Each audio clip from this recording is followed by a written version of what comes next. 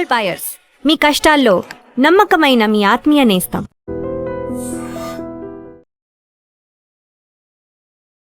Welcome to I dream. గంటలు గడిచాయి, రోజులు మారాయి, వారాలు మారిపోతున్నాయి, కానీ ఇంతవరకు ఆచూకీ లేదు. టెక్నాలజీ సహాయంతో 200 మంది పోలీసులు అడవిని జల్లెడ పడుతున్నారు, అయినా ఆచూకీ లేదు. ఒకవైపు తల్లిదండ్రులు కన్నీరు మున్నీరు అవుతున్నారు. మా పాప ఏ క్షణంలోనైనా క్షేమంగా రావాలని కనబడిన దేవుడు మొక్కుంటున్నారు. మరోవైపు తన బాస్ వస్తే ఆడుకుందామని పప్పి ఎదురు చూస్తుంది. 200 పోలీసులు అహర్నిశలు కష్టపడిన ఫలితం లేకపోవడంతో పోలీసుల మనోధైర్యం దెబ్బతింటుంది. మరోవైపు సవాలుగా తీసుకున్న పోలీసులు అన్ని కోణాల్లో దర్యాప్తు చేస్తున్నారు. ముందుగా ఆ గ్రామంలో చెడు అలవాటుకు పాల్పడ్డ వారిపై ఫోకస్ పెట్టారు. ఒకవైపు వాళ్ళని విచారణ జరుపుతూనే అడవిలో ఉన్న జంతువులపై దృష్టి పెట్టారు. ఇక్కడ పోలీసులకి ఒక సవాల్ మారింది. ఇప్పుడు మనం చూస్తున్నాం, ఈ ప్రాంతంలో పప్పీకి ఒక ట్యాగ్ పట్టి అడవిలోకి వదిలిపెట్టారు.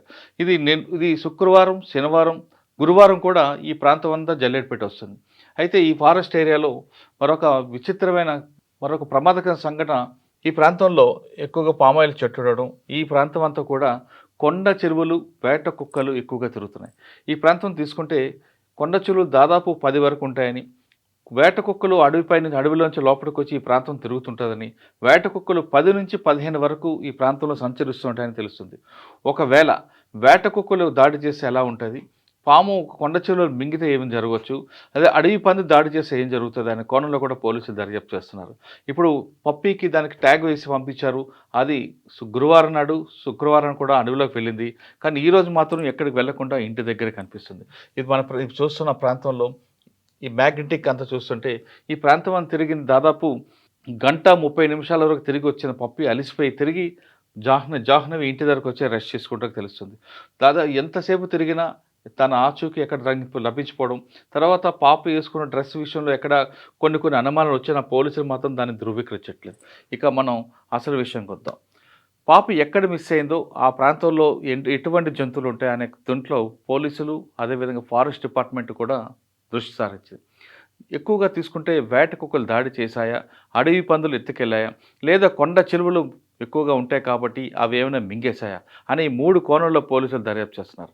ఆ కోణంలో చేస్తున్న పోలీసులకు ఒకవేళ కొండ చెరువులు మింగితే కదలలేక అక్కడే ఉంటుంది కాబట్టి ఆ పరిసర ప్రాంతాలు గాలిస్తున్నారు. వేట కుక్కలు దాడి చేస్తే బట్టలు చెరిగిపోతాయి కాబట్టి వాటి ఆనవాళ్ళు ఏమి దొరుకుతాయనే కోణంలో కూడా వెతుకుతున్నారు.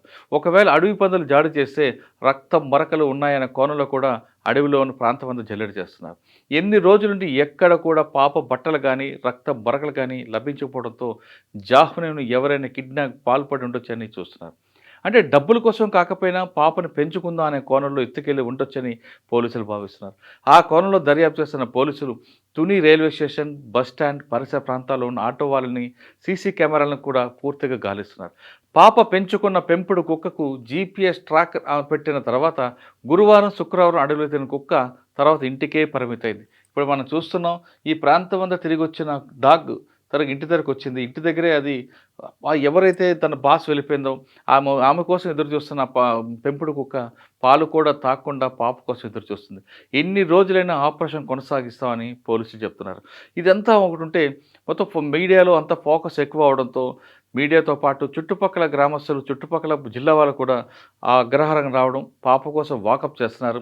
పాప తల్లిదండ్రులకి వెళ్ళి వాళ్ళ సానుభూతి వ్యక్తం చేస్తున్నారు. ఇంత ఒత్తిడి ఉంటున్న పోలీసులు మాత్రం ఎక్కడ మనోధైర్యం కోల్పోకుండా పాప ఆచూకీ కోసం అహర్నిశలు కష్టపడుతున్నారు. దీన్ని కంప్లీట్గా కాకినాడ ఎస్పీ బిందు మాధవ్ గారు గంటకి మానిటరింగ్ చేస్తూ తన సిబ్బందిని వేరే సబ్ డివిజన్ సిబ్బందిని కూడా తునికి పంపించి ఏ కోణంలో అయినా సరే పాపను కనుక్కోవాలి అనే దీంట్లోనే ఆయన కూడా స్వయంగా మానిటరింగ్ చేస్తున్నారు. అంటే కేవలం తుని సబ్ డివిజన్ కాకుండా కాకినాడ, పెద్దాపురం అన్ని ప్రాంతాల పోలీసులు, ఈ కాకినాడ అంటే తునికి సరిహద్దు ప్రాంతాన్ని విశాఖపట్నం లేదా మిగతా ఏరియాలో ఉన్న పోలీసులు కూడా తనిఖీ చేసి మొత్తం అంటే చాలా ఫాస్ట్గా తనిఖీ చేయడం, వాళ్ళు కూడా పాప కోసం వేరే జిల్లా వాళ్ళు కూడా ఇన్వాల్వ్మెంట్ అయినట్లు ఎదురుగా చూస్తున్నట్టుగా తెలుస్తుంది. పాప ఎక్కడున్న జాహ్నవి తొందరగా రావాలని ఆ ప్రాంతవాసులు అందరూ కోరుకుంటున్నారు. ఎటువంటి పరిస్థితుల్లో పాప ఇంటికి వస్తుందని మనం కూడా కోరుకుందాం. త్వరకు నమస్తే.